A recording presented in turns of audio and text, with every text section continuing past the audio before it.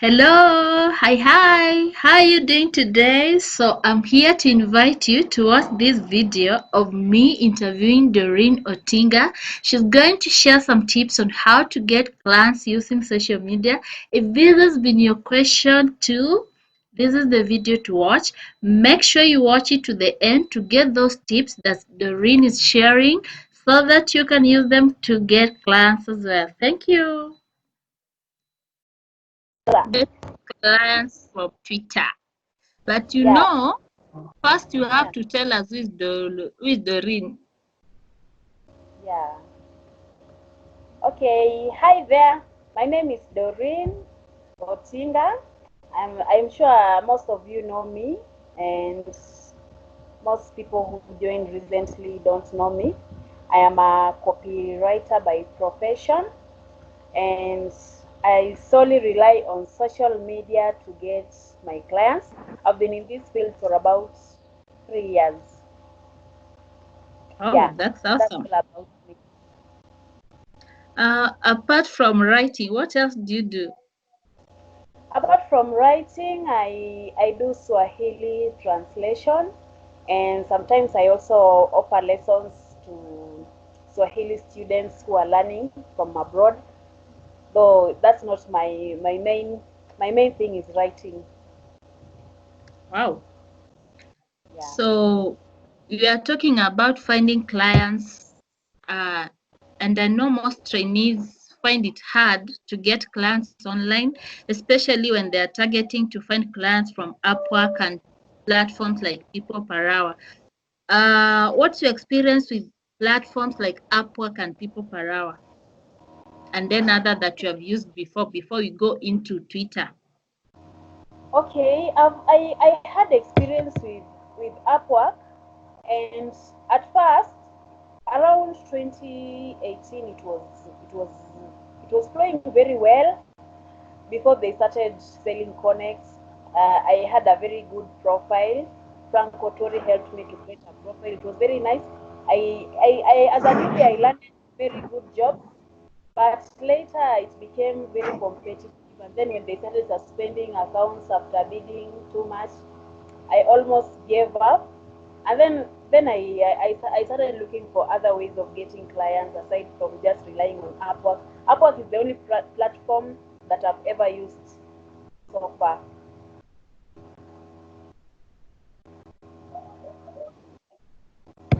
Um, and how did you get into finding clients from platforms like Twitter? Okay, now you see, I out of curiosity, just the way I used to look for online jobs, I used to Google, I used to use the Facebook search, I used to use Twitter, many platforms. I would just during my own time when I don't have anything to do, I just loved researching, and that was my habit even before I joined. In fact, that is what I did and discovered online jobs. So it is my habit normally to search and learning something new. So that is how basically how I started. I was trying. I think there's a day I was trying to search on Facebook, copywriting jobs, something like that, and then I landed a client just like that, and then I became curious, and I kept on searching. Even from Google, you search. That's how I started learning more about getting direct clients from social media.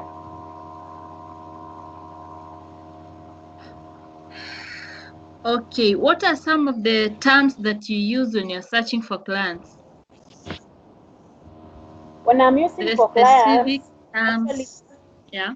okay, when I'm searching for clients, the terms that I normally use depends on what I'm looking for. If I'm looking for translation jobs, for example, let's say I'm looking for French translation jobs or Swahili, I just type it like that on search buttons, maybe on Google, on Facebook, Twitter, all the social media accounts. I just search.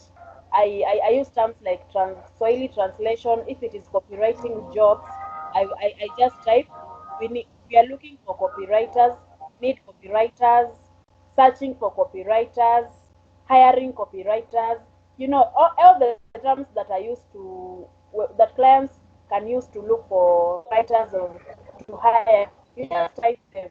Just type anything, and you'll get very many results, and then you just look for the relevant one, like the most recent one, because when you are searching for a Come up client. again, umepotea. Can you hear me? Now, yes. Yeah, the terms that I normally use when searching for clients is I usually, it depends with what I want. For example, if I'm looking for translation jobs, I just type the language pair, and I incorporate something like looking for Swahili translators, looking for French translators, hiring French translators. The same applies with copywriting. Maybe I'm looking for copywriting gigs. I would just type hiring copywriters, looking for copywriters, searching for copywriters, need copywriters. Yeah, that's what I normally use. The same applies to other theaters. For example, if you're a transcriptionist, you can type looking for transcriptionist, looking for someone to do some transcription. You just type something that someone would have posted when looking for what you're offering. Yeah. Okay. On Twitter, do you employ hashtags when looking for a job? Yeah, I usually employ hashtags. It's very important because most of the people on organizations use them when they're posting when they're posting something important that they would like to reach very many people. Like currently during COVID-19, there have been many translation jobs in different languages, and when you realize that someone can search like for hiring Swahili translators, and then hashtag COVID for COVID-19 materials, hashtag COVID, or so when I'm searching, I also put hashtags. Sometimes even you can even just put hashtag copywriter, and you'll get very many results. You'll get for those who are looking for copywriters. You'll get for copywriters who are trying to offer services of which you can connect with them, and also try to sneak in their profiles to see whom they are following, and that's how you just end up landing clients. So hashtags are very important. I know we are talking about Twitter, but do you use LinkedIn and Instagram to find clients? Okay, I've never used Instagram before. I'll try to explore it, but I use LinkedIn. As for LinkedIn, my main tactic is putting those keywords of the services I'm offering on my profile. For example, when I'm describing on my profile, I can write something like SEO specialist. I can also put something like copywriter for hire. You can put at least 4 keywords, something that clients mostly search for when they're looking for to hire. So for LinkedIn, that's what I use, and I also sneak into other people's profile. I know this is not good, but I usually sneak into other copywriters' profile to see their keywords, and I can put some of them on, and I can add them on mine, and I get clients. Some clients just reach out from such. Let's say you are just checking on your competitor, you are monitoring your competitor to see what they are up to. Yeah, yeah. I always monitor them, by the way. Sometimes someone can post something on social media. Oh, LinkedIn is a very good place to get clients if you do this and this and this. But they don't exactly share what they do. So what I do, I go and type their names on LinkedIn. I find their profiles, and then I look at what they are doing. Sometimes I send them requests, and then I just follow up. What do they post? What what do they use any hashtags? What are their keywords on their profile? Okay, I succeeded to get a client from stealing one keyword from a fellow copywriter. Wow. Yeah. So you can employ that. Even if you want to follow me, you can follow me and copy me too, no problem. Okay, for someone who's starting out maybe she has just completed the training and she's having a hard time finding clients. What can you advise Yes. that person? Okay, for those who are just starting out, I usually tell people, first of all, don't call yourself a newbie, or I don't know how they pronounce it, but don't ever call yourself a newbie. Don't ever mention that to your clients that you are just starting out. The first thing you should do is to focus on creating a profile and a portfolio. I mean, create a portfolio. And when I say a portfolio, I mean you should, if you're focused, like let's say you're a VA who offers social media services, copywriting, and other things, you can just focus on those and then start one by one. Go as a social media VA, what are you going to offer? If you're going to offer maybe managing a Facebook page, Facebook groups, you have to try, go and create your Facebook page. Try to do what you've learned as a VA. Try to employ those, try to practice those skills, like managing a Facebook account. You cannot tell a client that you can help them manage their Facebook account when your Facebook account is very dormant. No, since you're a VA, you have to post on your Facebook page at least several times in a week. Try to create engagements, offer tips, just offer free tips. Now, since maybe you're targeting clients, your clients maybe who are from health niche, something like that. So you're just offering tips on how to keep your Facebook account engaged, and you just offer free tips, and you update it frequently, put some graphics.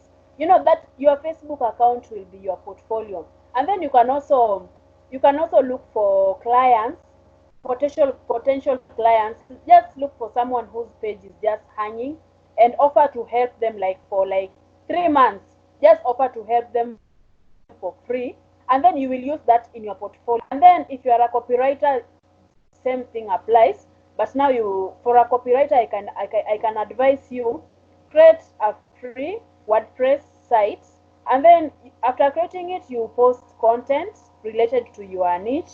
You can decide, I'm going to be a health copywriter, so you post. You can spy even on your competitors, what are other health blogs posting, and then you post on your blog. You create meaningful posts, and you create according to how you've learned, and then you post, you write engaging posts. And then when you create a portfolio, a portfolio is something that describes more about you. What have you done before? What have you achieved? Now when your portfolio, you can write something, maybe as a VA, what have you done, and then you put a link to that page. What have you achieved? Were you able to get likes? How many likes were you able to get? How active is your page? You write more about that, and then you put a link to that page so that a client can go and check if you are saying the truth. And then if it's copywriting services, you can write the agencies you've worked for in the past. Okay, now since you're a newbie, you can, that one doesn't apply, but you can write, you can post, you can share links to the articles you've written, and then you share them to your portfolio. You just describe a brief description. You put a link to an article you wrote, and then you write, in this article I wrote about how to lose weight, and it got some engagement. Of course, I'm sure, as we talk, you must have shared that article with your friends, and maybe they must have commented something like that. So you share it there. You describe everything that you have done. You are creating a portfolio, so that when you apply for a job as a new VA, at least somebody can see, wow, at least she has done this. So I normally tell new VAs, try to put something that someone will like. You work on your portfolio. You create something, even if it means spending a whole week. You create something, share it with your friends, let them criticize it, and at least I'm sure you will land a client. And then when you start out, I always tell people you can start low. You're trying to gain experience, and when you start, your first class deliver the best. They see the value of your work, and they might increase payments. And then when you work for them, add them on your portfolio, add them on your testimonial. Never ignore adding until your portfolio grows, until you become a guru, if I may say. Wow. So I think there is something that we may not agree together Yes. about mentioning your status as a VA. I know you said that you said they should Okay. not mention that they are starting out. But for me, in my view, I usually say it's good to be Yes. honest than to lie. I usually say you could say I'm starting out, but I have experience doing this and this. It's only that I haven't done it online. That's my Okay, view. I think I've not put it clearly. Okay. I think, you see, there are these kind of new freelancers. When they're applying for jobs, they say, okay, I'm looking for to grow. I hope I'm going to learn. I'm applying this job so that I can improve my skills, or so that I can learn. Most clients don't like that. So, Yeah, I don't think if it is applicable to mention yeah, that. I get You should show interest in helping the client. Even if you are new, don't start mentioning your weakness, but at least you are here try to to learn. show helping the clients. The client is looking for a solution and not someone to train, unless that client offers to train you. Yeah, if they offer to train you, that will be great, but don't start making it more about you, like I'm new, I'm just About starting out, I'm trying to build my portfolio, my experience. No, just show interest in the client, saying I would be happy. I think I'm good in social media. I think I love this, and I think due to my interest in social media, I think I can help you create engaging posts. You show your interest in what that person is doing. That's my point, actually. wow, thank you, Doreen. I Yes. appreciate you. Thank you for your time, and I hope everyone is going to watch this, is going to benefit from these tips that you have shared. And I want to wish them all the best. Enjoy your day. Wow.